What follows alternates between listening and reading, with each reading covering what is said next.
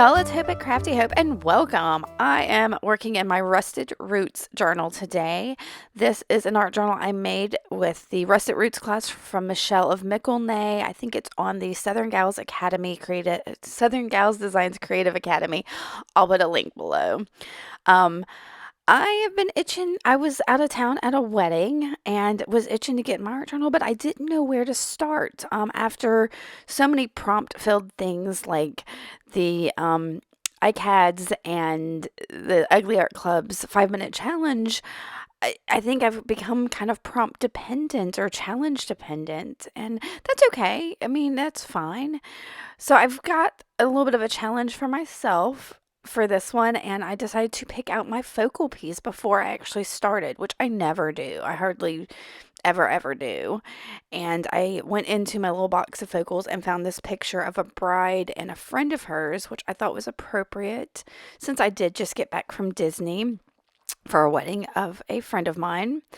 And so that's my challenge, is to create a page just for that focal. I did pick out another couple elements. I think there's some little Tim Holtz things, like from some of his ephemera packs. And yeah, but I'm doing my usual, and I am starting with some collage and my Uhu glue stick.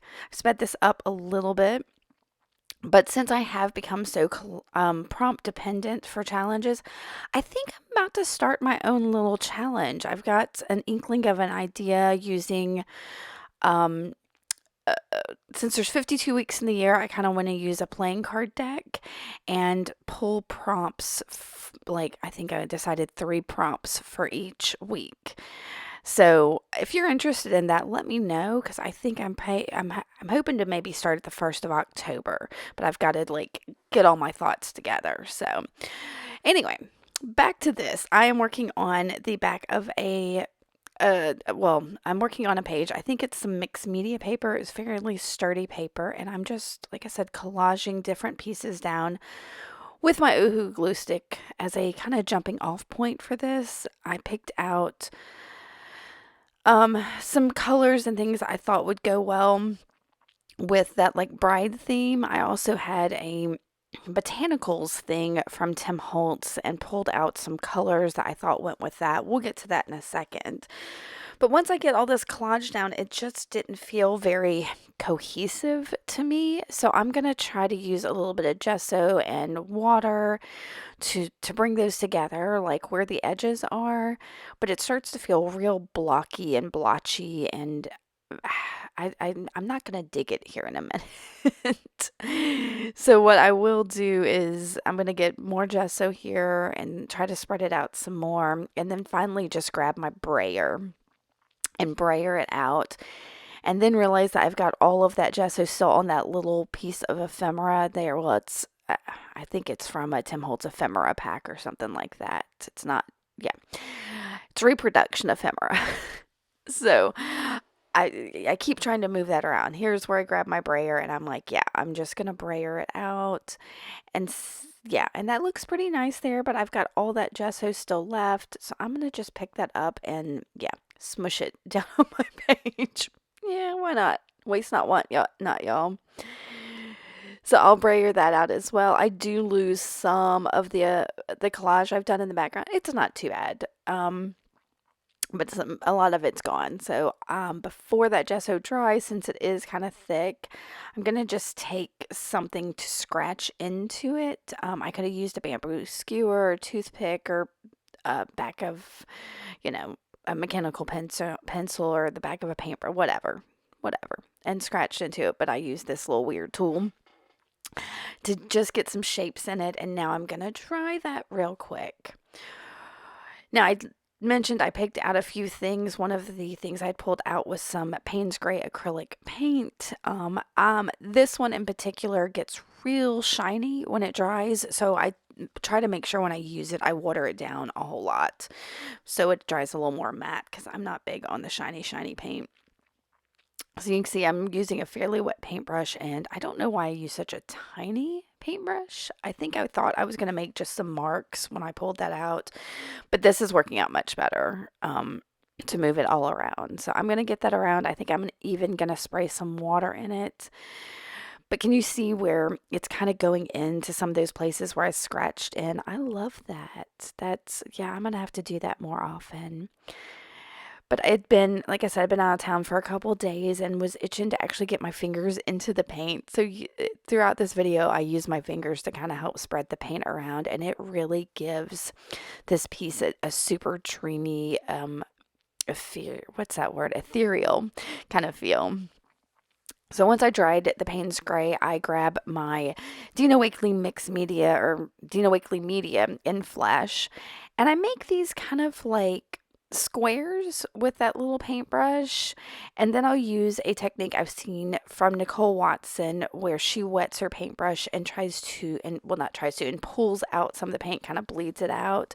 I've done this fairly effectively before. It doesn't work so great in this one.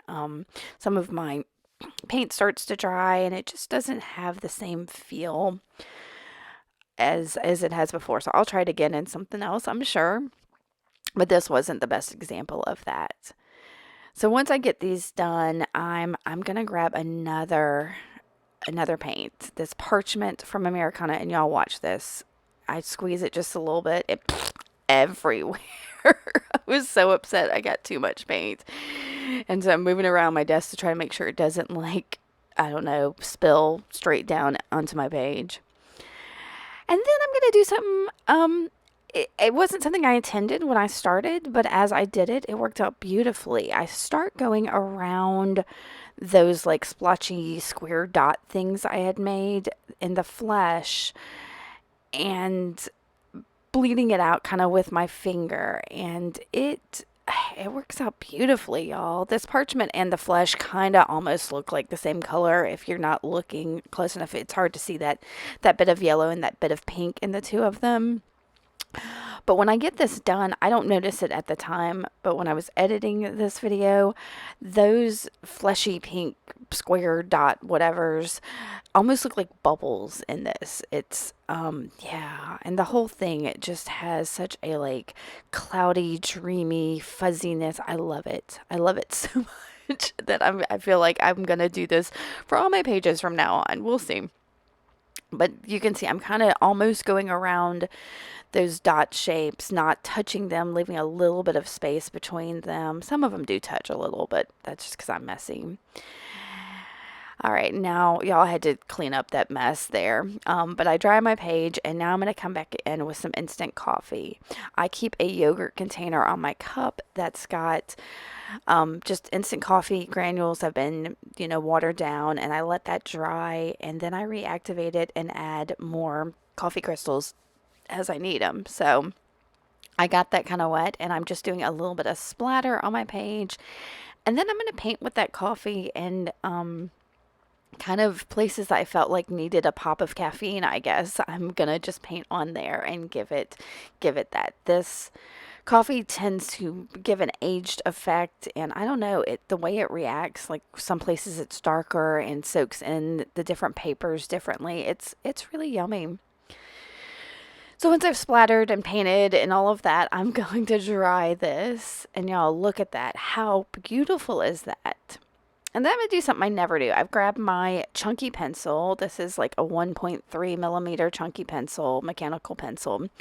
And I'm journaling on here. It's kind of just super messy. You can't really read it. Kind of a scenic-like, but they were real words. And it was some of my thoughts about the wedding I had just been to. And just getting some of the frustration I had about I don't know, maybe not my behavior, but like just, I don't know, just things I felt like I needed to get out. And once I wrote that down, I rubbed my finger over it. And now I felt like it needed to be lightened up a little. So I grabbed some titanium white acrylic paint from Lucas and a Crafter's Workshop stencil. I'll try to put what number that is below. Hopefully I can find it. And then I'm just, putting those little marks on the page. They're not quite as stark white as I had hoped. And I could have fixed that, I'm sure, but it worked. It got, it kind of kept with that dreaminess of the page. So Once I get that done, I'll let it dry, and I'm going to start tearing off some of those white edges of that photo. It felt too big and blocky to me, so I'm going to tear it down, and that causes, the one at the top especially causes me a little bit of a problem because I thought I was going to do something, but without that extra space at the top, I couldn't really do it, but I do something else, and it works beautifully. Excuse me, sorry about that. I started playing with some of the little Tim Holtz ephemera pieces I had, thinking I might use them, but they just weren't quite right. Now, I thought I was going to maybe put that deli paper over that to make like a veil for the bride, but like I said, I didn't leave enough room, so instead I grabbed some cheesecloth and sewed it to the back of it so it kind of frames it up, even though I just tore off the front. Anyway, it was more organic feeling like I wanted, and it still has that veil, floaty bride dress feel to it. And with that, I felt like I needed more black on the page because there's, I added more white to the picture with the cheesecloth, so I wanted some black. So I use my Stabilo All to just put some black X's around on the page, and then I'm activating them to get that super grungy, yummy darkness that the Stabilo All always adds. And I'll futz with that. I'll look at my viewfinder of my camera to kind of like see where I needed more, and it was just mostly up at that top.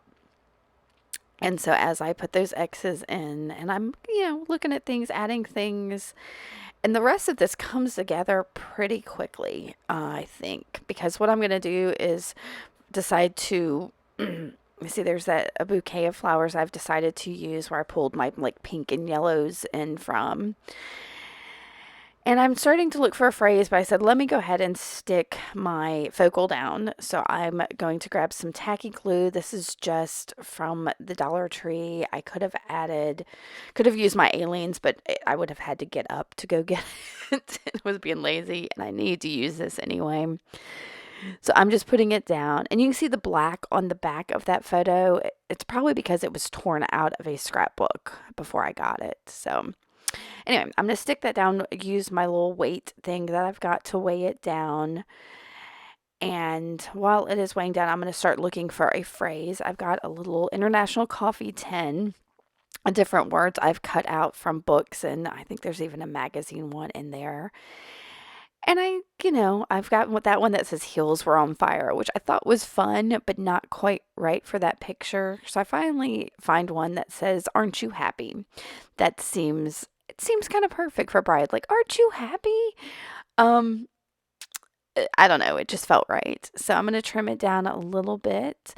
And then I think I go and grab some foam tape because I wanted the bouquet there to kind of have its own shadow, but I want to do that with like Stabilo or something else.